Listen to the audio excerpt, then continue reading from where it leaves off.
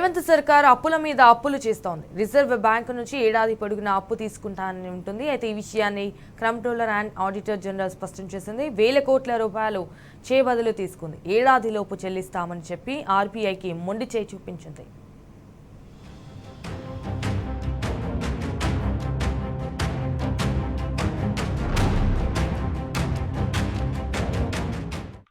రాష్ట్రాన్ని కాంగ్రెస్ సర్కారు మరింత అప్పుల ఊబిలోకి నెట్టింది.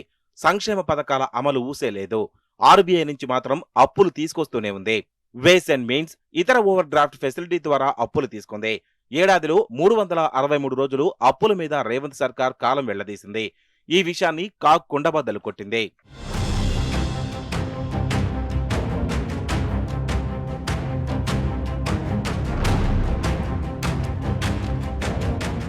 363 రోజులు ఓవర్ డ్రాఫ్ట్ ఫెసిలిటీని రేవంత్ సర్కార్ ఉపయోగించింది.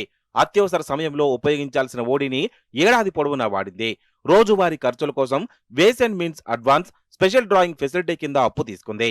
స్పెషల్ డ్రాయింగ్ ఫెసిలిటీ కింద 2024-25 ఆర్థిక సంవత్సరంలో 27,730 కోట్ల రూపాయలు తీసుకుంది.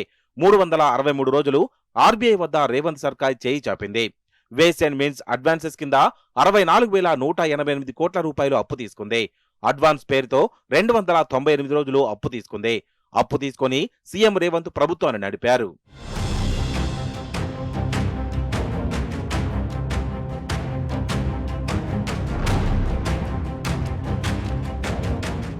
ఆర్బీఐ నుంచి రేవంత్ సర్కార్ తీసుకున్న అప్పును 2025 మార్చి 31లోగా చెల్లించాల్సి ఉంది.